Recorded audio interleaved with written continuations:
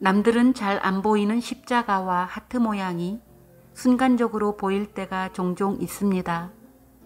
그림이나 사진, 동영상 또는 무심코 하늘을 보다가 어떤 장면이 인상적이거나 경치가 멋있어서 먼저 사진을 찍어 놓고 다시 확인을 하는 중에 어느 한 부분에서 십자가와 하트 모양처럼 보이거나 예수님의 형상과 비슷하게 보이면 그 부분만 확대해서 모아놓은 사진들을 여러 장 가지고 있습니다. 평소 하나님의 은혜와 주님의 사랑과 성령의 능력을 전하고 싶은 소망을 가지고는 있었지만 무엇으로 어떻게 전해야 하는지는 잘 몰라서 하나님께 그 방법을 묻곤 했습니다. 눈으로 직접 확인할 수 있는 믿음의 증거들을 보여주시면 사람들에게 그대로 전하겠다고 약속을 드리며 기도했는데요. 정말 기도한 대로 십자가의 사랑을 전하라고 그 뜻을 주시나 봅니다. 그렇게 믿으며 이렇게 순종하고 있습니다. 오늘은 말씀을 듣는 중에 예수님과 사단이 겨루는 그림을 보여주셨는데요. 어느 한 부분을 확대해 보니 또 십자가와 하트 모양이 보였습니다. 이 또한 영의 눈을 열어주시는 하나님의 은혜라 생각하고 있습니다. 창세기는 기도의 기적을 전할 수 있기를 바라는 마음으로 읽었는데요.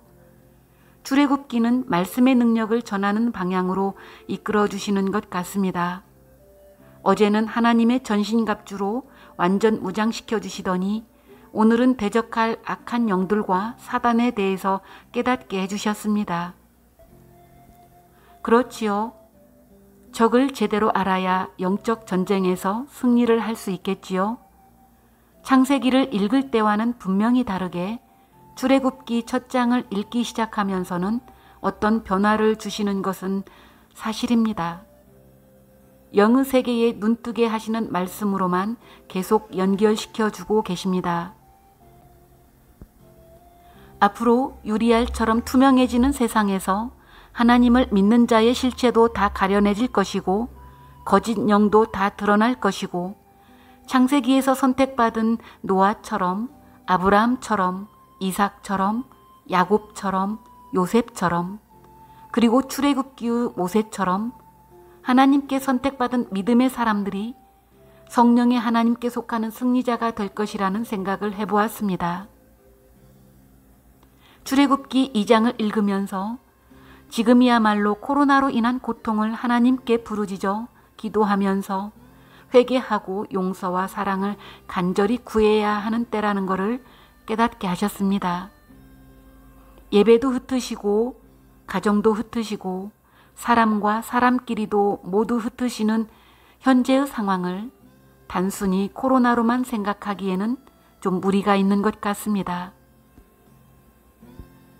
코로나가 인간의 이기심과 욕심, 탐욕이 만들어낸 전염병의 하나라지만 하나님의 징벌적 재앙으로 연결해보면 각자의 주어진 자리에서 깊이 회개하며 한없는 용서와 은혜와 사랑을 구하며 부르짖어 기도해야 하는 때인 것은 맞는 것 같습니다. 믿음이 약하디 약한 저에게도 급하게 기도와 말씀을 붙들게 하시고 위기의 때임을 깨닫게 하시는 걸 보면 그런 생각이 듭니다. 세밀하게 귀 기울이시고 계시는 하나님의 마음을 알고 최대한 말씀 가운데 살고자 노력하는 것이 코로나와 그보다 더 강력한 변종 코로나의 전염병에서 이겨낼 수 있는 삶의 지혜이지 않을까 싶습니다.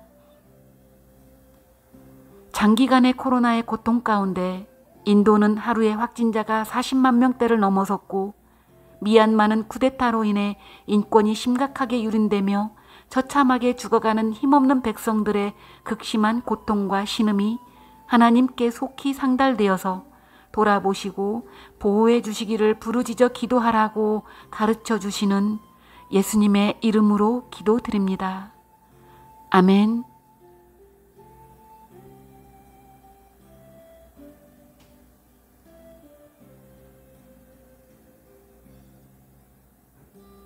출애굽기 2장.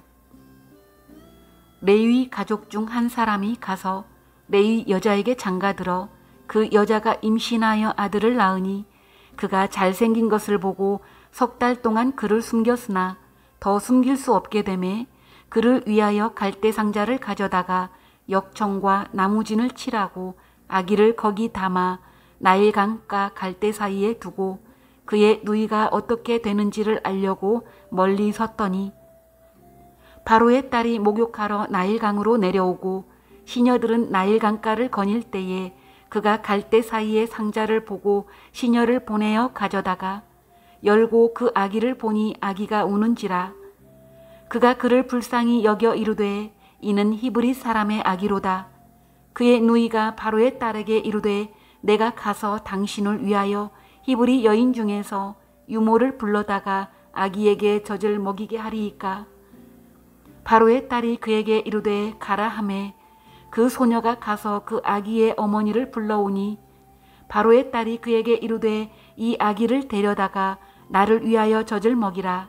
내가 그 싹을 주리라. 여인이 아기를 데려다가 젖을 먹이더니 그 아기가 자라매 바로의 딸에게로 데려가니 그가 그의 아들이 되니라. 그가 그의 이름을 모세라 하여 이르되 이는 내가 그를 물에서 건져내었음이라 하였더라.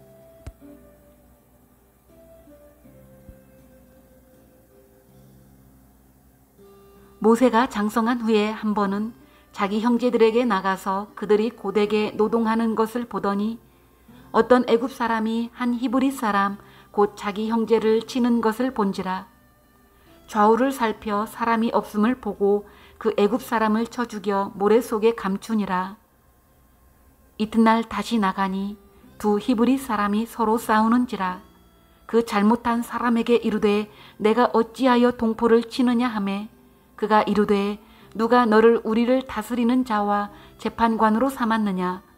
내가 그 애굽 사람을 죽인 것처럼 나도 죽이려느냐. 모세가 두려워하여 이르되 일이 탈로 되었도다. 바로가 이 일을 듣고 모세를 죽이고자 하여 찾는지라.